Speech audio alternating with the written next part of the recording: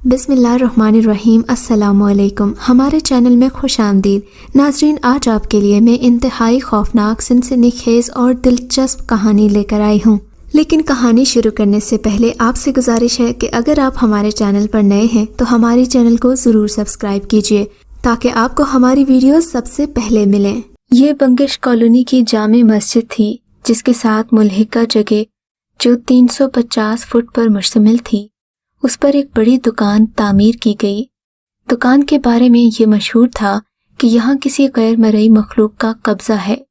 इस दुकान पर शुरू दिन से आज तक कोई दुकानदार लंबे अरसे के लिए नहीं रुक सका और ना ही मुनाफा कमा सका था। अगर कोई रुका भी था तो नुकसान उठाकर वापस आ गया। लेकिन कहते हैं कि मजबूरी इंसान से हर काम करवा लेती है।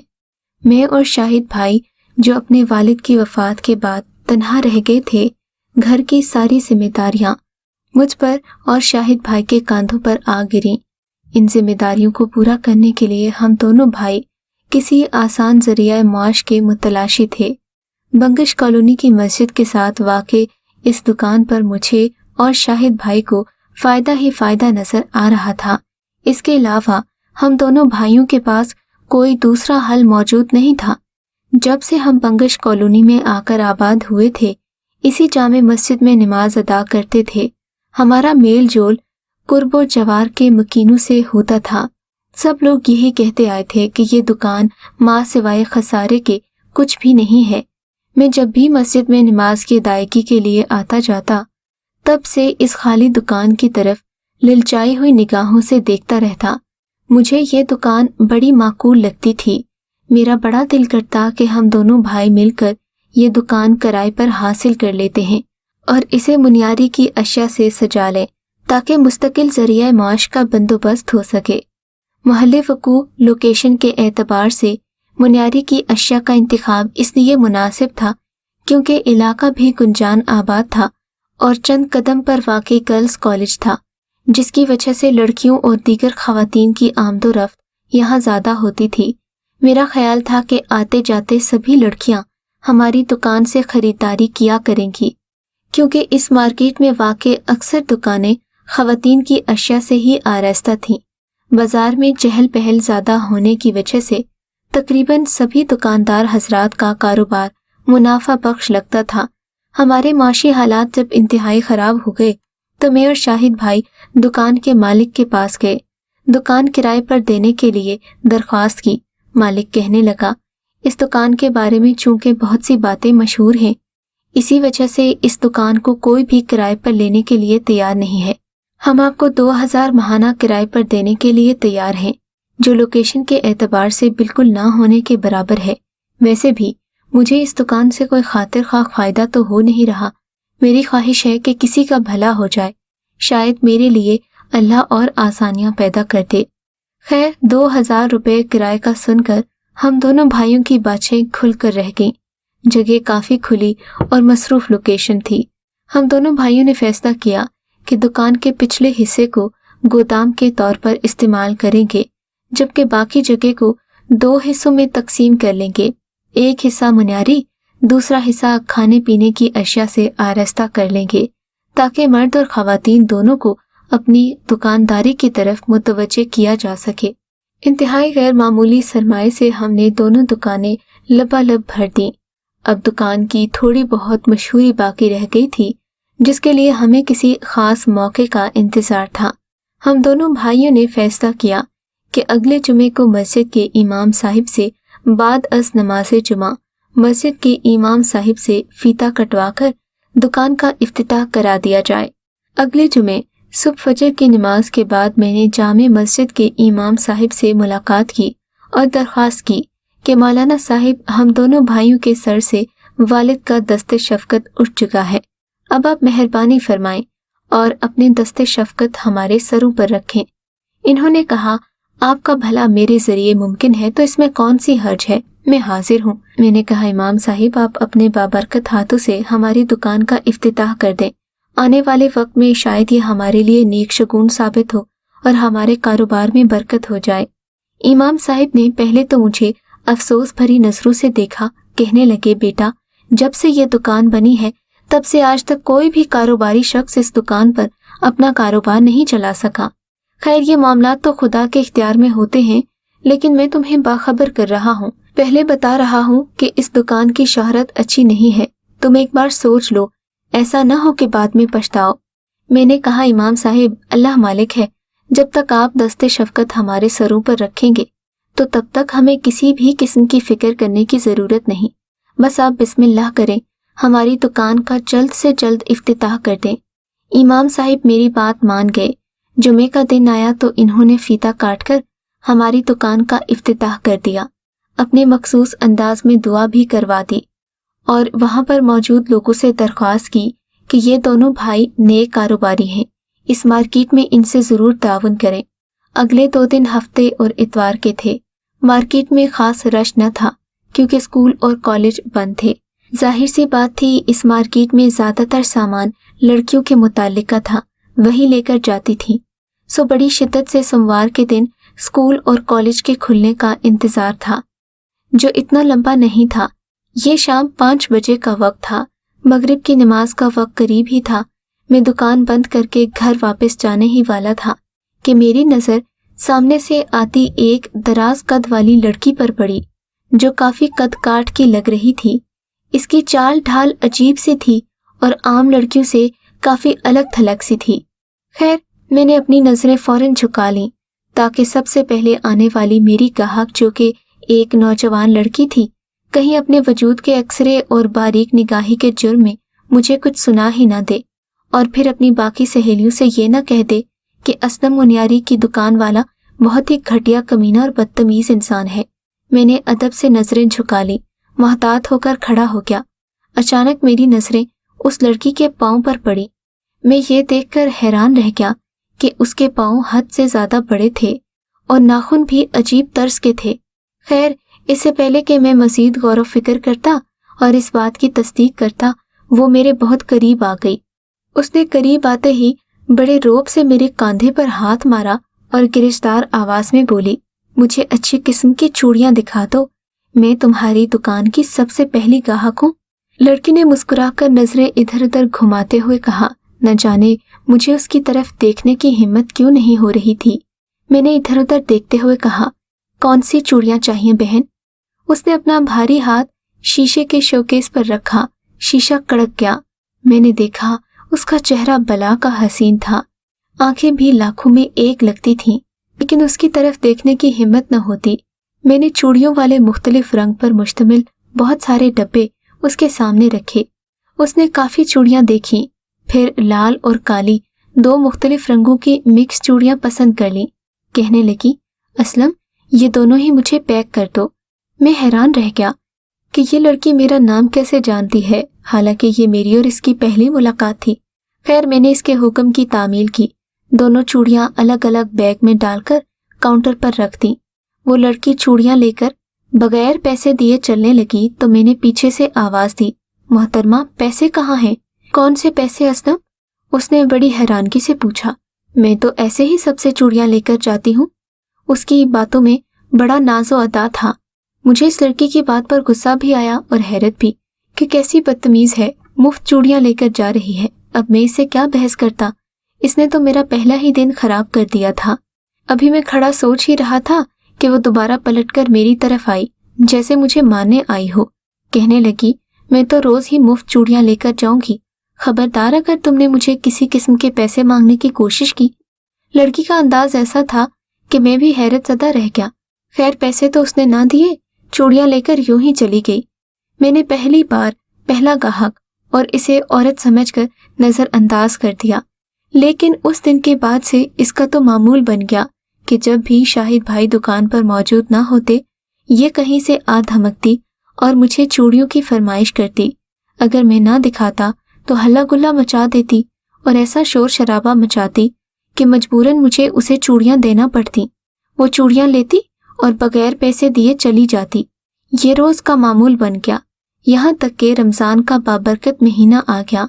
रमज़ान के आते ही मैंने सहर और इफ्तार के औकात और कुछ तस्बीह, तरावी जैसी चंद और तस्बीहात और दुआओं के पोस्टर्स दुकान की दीवारों पर आवीज़ा कर दिए। इन दिनों हमारी दुकान बहुत अच्छी खासी चल गई थी।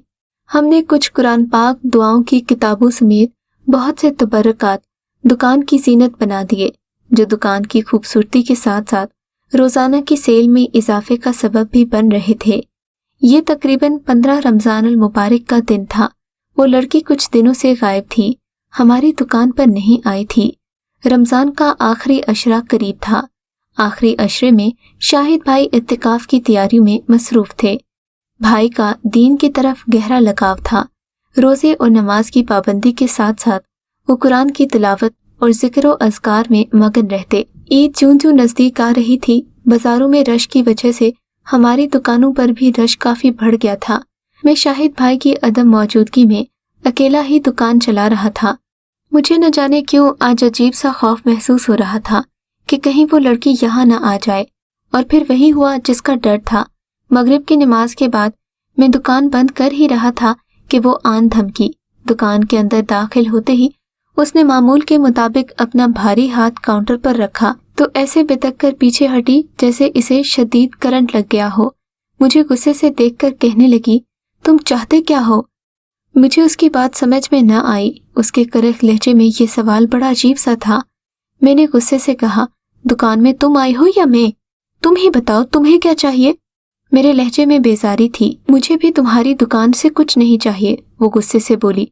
तुम्हें बहुत जल्द बता दूंगी कि तुमने जो मेरे साथ किया है उसकी सजा तुम्हें जल्द ही मिलकर रहेगी। वो गुस्से से भरपूर चेहरा लिए दुकान से बाहर निकलकर चली गई। मैं हक्का बक्का उसे देखता रह गया। सोच में पड़ गया कि ये मुझसे रोज मुफ्त चूड़ियां लेकर जाती है और आज भी यही करने आई थी। कौन से इसने पैसे देने थे? मैंने तो इससे पैसे मांगना भी छोड़ दिए थे, क्योंकि पैसे मांगकर मुंह खराब करने वाली बात थी। इसलिए मैं चुपचाप देख ही रहा था। अगला दिन चांद रात का था। बाजार में पहले से कहीं ज्यादा रश बढ़ गया। ऐसा लगता था पूरा शहर सड़कों पर निकल आया हो। अचानक ईद का चांद भी नजर आ गया। मेरी मुनियारी की दुकान पर दिल धरने की जगह नहीं थी। मैं अपनी दुकानदारी में हद से ज्यादा मसरूफ था। मुझे वही लड़की 2-3 खवातीन के साथ आगे आगे आती दिखाई दी। उसे देखते ही मुझे गुस्सा आ गया। मैं नहीं चाहता था कि आज के दिन वो मुझसे मामूल के मुताबिक मुफ्त चूड़ियां लेकर जाए। हालांकि उस दिन चूड़ियों की सबसे ज्यादा डिमांड थी। मैं उसे ना देकर मूड खराब नहीं करना चाहता था। खैर, जो ही रश थोड़ा सा कम हुआ वो फिर से मेरी दुकान पर आ धमकी। आते ही कहने लगी, जल्दी से मुझे चूड़ियां दिखाओ, चांद रात है, ढेर सारी चूड़ियां लेकर जाऊंगी।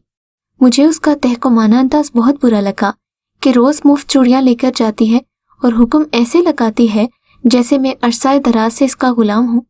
मैंने गुस्से से कहा, आज चूड़ियां नहीं मिलेंगी। बेहतर है कि तुम यहाँ से चली जाओ। मैं तुम्हारी किसी धौंस धमकी में आने वाला नहीं। हंसकर बोली, चूड़ियां तो तुम दोगे, बल्कि जो भी मांगोगी जरूर दोगे। मुझे उसकी बातों पर बेहद गुस्सा आया। मैंने आज उसे सताने का इरादा कर लिया, लेकिन मुझे उसकी जिद पर सख्त प्यार आ रहा था। सो मैं तन कर खड़ा हो गया। जो करना है कर लो, मैं भी पीछे नहीं हटने वाला। वो गुस्से से 2-3 तबरकात की तरफ इशारा करके बोली, ये हटा लो, फिर देखना कि मैं तुम्हारा हशर क्या करती हूँ। अच्छा, ये बात है, मैंने हंसते हुए कहा। लो, अभी उतारता हूँ, देख लूंगा तुम क्या करती हो। ये कहकर मैं आगे बढ़ा। कुछ तबरकात उतार कर साइड पर रखने लगा तो अचानक मस्जिद के इमाम साहिब मेरी दुकान में दाखिल हुए। आवाज़े बुलंद कहा, अस्सलामु अलैकुम। इमाम साहिब को देखते ही वो लड़की कहीं गायब हो गई। मैं उनकी तरफ मुतवज्जे हो गया।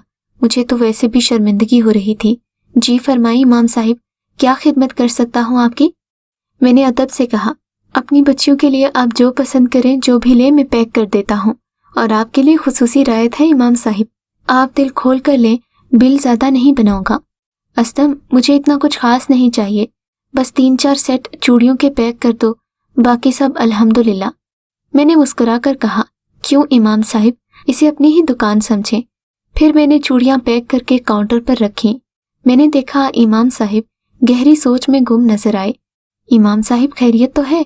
कल तो ईद है, आप खुश हो जाइए। मैंने कहा, अब तो माशाल्लाह तरावी भी नहीं, मुख्तसर नमाज होगी। मैंने दोस्ताना अंदाज में कहा।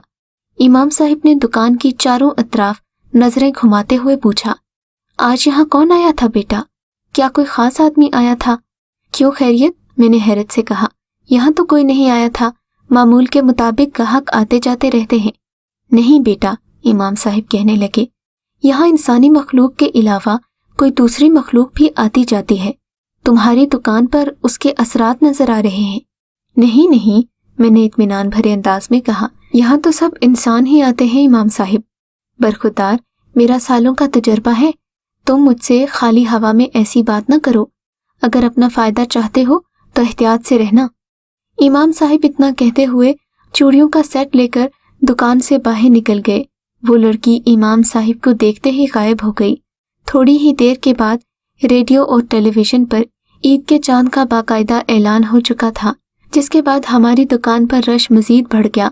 बाजार में मर्दों के अलावा खवातीन की तादाद बढ़ती जा रही थी। खैर, मैं अपनी दुकानदारी में एक दफे फिर से मसरूफ हो गया। ये रात के 12 बजने वाले थे। मुझे भी ईद की तैयारी करनी थी। मैं दुकान बंद करने ही वाला था कि वो लड़की दूर से आती दिखाई दी। दुकान में यकदम हवा के झोंके की तरह दाखिल हुई और बोली, चूड़ियां दोगे या नहीं? इस बार उसका लहजा मजबूत था। फिर आ गई हो तुम? मैंने गुस्से से कहा। दुकान के काउंटर के पीछे से निकलते हुए मैंने उसे गुस्से से देखा। वो चूड़ियों की तरफ इशारा करके बोली, दे दो ना, आज के बाद नहीं आऊंगी। उसका लहजा नर्म पड़ गया। नहीं भाई, तुम पागल तो नहीं हो गई? मुफ्त में चूड़ियां मांगती फिरती हो सारी मार्केट में, और इतना ही शौक है तो आओ, मैं तुम्हें खुद पहना देता हूँ। मैं कुछ दरोगोई पर उतर आया था। दुकान के आसपास और कोई मौजूद नहीं था। मैंने इस तन्हाई का फायदा उठाने का भरपूर इरादा कर लिया था। मेरी तरफ देखकर वो भी मुस्कुराने लगी और अपनी सफेद मरमरी कलाई मेरी तरफ बढ़ा दी। मैंने शरारती नजरों से उसे देखा और कहा, काउंटर के नीचे रखी ये चूड़ियां तुम पसंद कर लो। जो भी पसंद करोगी अपने हाथों से पहनाऊंगा। नहीं, मैं यहाँ चूड़ियां नहीं पहनूंगी। उसने खुद ही मुझे सब्ज बाग दिखाते हुए कहा, तुम मुझे पीछे गोदाम में लेकर चलो ना, वहां पहना दो।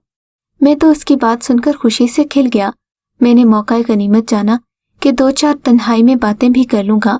वो भी मेरी तरफ देखकर शर्मा रही थी। मैं उसे लेकर गोदाम में चला गया। मेरे तो वजूद में अजीब सरशारी की लहर दौड़ रही थी। इतनी खूबसूरत हसीना की कुर्बत मुझे नसीब होने जा रही थी। गोदाम में पहुंचते ही उसने अपना हाथ मेरे घुटने पर रखा। मुझे लगा किसी ने मन्नू वजन मेरे घुटने पर रख दिया हो। मुझे लगा कि उसके हाथ इंतहाई सख्त और खुरदुरे हो गए थे। ऐसा लग रहा था हाथ ना हो, लोहे की बड़ी बड़ी सलाखें हों। मैं एकदम अनजाने अंदाज में खड़ा हुआ। उसने मुझे पकड़ लिया और बोली, अब तुम कहीं नहीं जा सकते। तुमने मेरा बहुत मजाक उड़ा लिया। असलम, तुमने अच्छा नहीं किया। अचानक उसका लहजा बदल गया और आवाज भारी हो गई। तुम्हें इसका बदला चुकाना पड़ेगा। मैंने देखा उसके दांत जो सुर्ख लबों के पीछे छुपे रहते थे यकदम सामने निकल आए। उसका ये रूप देखकर मेरे तो हवास गुम हो गए। इससे पहले कि मैं चीख मारता, शाहिद भाई दुकान में दाखिल हुए और मुझे आवाजें देने लगे। लड़की शाहिद भाई की आवाज सुनते ही गायब हो गई। मेरा वजूद पसीने में भीगा हुआ था। शाहिद भाई लाख पूछते रह गए। मैं उन्हें कुछ न बताया। मैं समझा कि वो अब मुझसे दूर हो गई है, दोबारा ना आएगी। लेकिन ये मेरी खुशफहमी थी। दुकान बंद करने के बाद घर पहुंचते ही मुझे सख्त बुखार चढ़ गया। पूरा जिस्म दर्द से चूर चूर था। सारी ईद यूं ही चारपाई पर पड़े पड़े गुजर गई। अम्मा मेरी इस कैफियत पर घबरा गई। मैं जो भी काम करता लाठी के सहारे उठना पड़ता। मैं तो जैसे चारपाई का होकर रह गया था। ऐसा लगता था मन्नू वजन मेरे सीने पर हो। जो भी काम करता तबीयत बिगड़ने लगती। मुझे इस एहसास से निजात हासिल करना नामुमकिन लग रहा था। लेकिन ये चीज शाहिद भाई के नोटिस में आ चुकी थी। वो इस मामले की तह तक पहुंच गए थे, क्योंकि काफी मजहबी रुझान रखने वाले थे। उनकी तबीयत भी काफी भली लगती थी। वो मुझे लेकर इमाम साहिब के पास चले गए। इमाम साहिब मेरी हालत देखकर ही समझ गए, क्योंकि सारा मामला उनकी तवक्के के ऐन मुताबिक था। मुझे देखते ही कहने लगे, बेटा, मैंने तुम्हें शुरू दिन से ही खबरदार किया था कि इन चीजों से बाज रहना, लेकिन तुमने मेरी एक न सुनी। अपनी मनमानी कर ली। देख लिया उसका असल रूप। अब खुश हो ना बेटा? इन्होंने गुस्से से कहा। मैंने शर्मिंदगी से सर झुका लिया। इमाम साहिब से कोई बात छुपी नहीं रही थी। इन्होंने बताया कि दुकान वाली जिनजादी तुम पर मुकम्मल काबिज हो गई है, और जब तक मैं इसका कफारा अदा नहीं करूंगा مجھے نہیں چھوڑے گی، کیونکہ میری نظر کرم کو وہ جنزادی محبت کا دعویٰ سمجھ بیٹھی۔ سبھی جنزادیاں ایسی ہی ہوتی ہیں، جب کوئی انسان آدمزاد نظر کرم کر دے، ان کی قربت کی خواہش کرے، تو وہ اس کا فائدہ ساری عمر اٹھاتی ہیں۔ بیٹا، میں نے تمہیں منع کیا تھا، لیکن تم اس کے بہکاوے میں آ گئے۔ کچھ دیر امام صاحب نے مجھے خاموش رہنے کا اشارہ کیا اور پھر کچھ پڑھنے لگے۔ تھوڑی ہی دیر گزری تھی کہ اچانک دھواں بلند ہوا۔ وہی لڑکی اپنے خوفناک عکس کی صورت میں ظاہر ہوئی۔ امام صاحب گرجدار آواز میں بولے، بتاؤ کیا چاہتی ہو؟ کیوں اسے تنگ کر رہی ہو؟ انہوں نے پوچھا تو ہنس کر بولی، اس نے مجھے خود ہی اپنی محبت کا یقین دلانے کی کوشش کی تھی، میں نے تو کچھ نہیں کیا۔ لڑکی کی ڈھٹائی پر مبنی باتیں سن کر مجھے بہت غصہ آیا۔ یہ وہی تھی جو اتنے مہینوں سے مفت چوڑیاں لے کر جاتی رہی اور مجھے اپنی طرف راغب کرنے کی کوشش کرتی رہی، لیکن اب یہ بات مان نہیں رہی تھی۔ امام صاحب کے کہنے پر میں خاموش ہو گیا۔ اس نے کہا، میں اسے تب چھوڑوں گی جب مجھے 14 تولے سونے کے کنگن بنا کر دے گا۔ یہ سن کر میں ہکا بکا رہ گیا۔ میں تو ابھی ابھی اپنے پیروں پر کھڑا ہوا تھا، سونے کے کنگن میں کہاں سے لاتا؟ اس کا مطالبہ کیسے پورا کرتا؟ اس نے امام صاحب سے صاف الفاظ میں کہہ دیا کہ میں یہ سونا لے کر ہی جاؤں گی۔ میرے پاس اب اس کا مطالبہ پورا کرنے کے علاوہ اور کوئی چارہ نہیں تھا، کیونکہ میں امام صاحب کی دی گئی ہدایات کو یکسر نظر انداز کر گیا تھا۔ اب یہی میری سزا تھی۔ گھر میں سب کو میری سزا کا علم ہو چکا تھا۔ اماں نے بھی سخت لان تان کی۔ اس کے بعد میں نے ساری دکان 60,000 روپے میں اونے پونے بیچ کر سونے کے کنگن بنوائے جو اسے دیے جانے والے تھے۔ میرا دل خون کے آنسو رو رہا تھا۔ سارا سرمایہ جنزادی کی فرمائش پوری کرنے میں لگ گیا۔ امام صاحب نے مجھے حکم دیا، بیٹا سونے کے یہ کنگن خالی دکان میں رکھ کر دروازہ بند کر کے آ جانا۔ مغرب کے بعد میں خالی دکان میں وہ چوڑیاں رکھ کر واپس نکلا تو جنزادی خوفناک آواز میں کہکہے لگاتے ہوئے سونے کے کنگن اٹھا کر وہاں سے غائب ہو گئی اور میں اپنے نقصان پر آنسو بہاتا رہ گیا۔ اگر آپ کو یہ کہانی اچھی لگی ہے تو اس ویڈیو کو لائک کیجیے اور اس طرح کی مزید ویڈیوز دیکھنے کے لیے ہمارے چینل کو سبسکرائب کیجیے۔ اور ہاں، اگر آپ کی کسی دوست، رشتہ دار یا بہن کے ساتھ خدا نہ کرے ایسا کوئی واقعہ پیش آیا ہے تو ہمیں کامنٹ سیکشن میں اس کے بارے میں ضرور بتائیے۔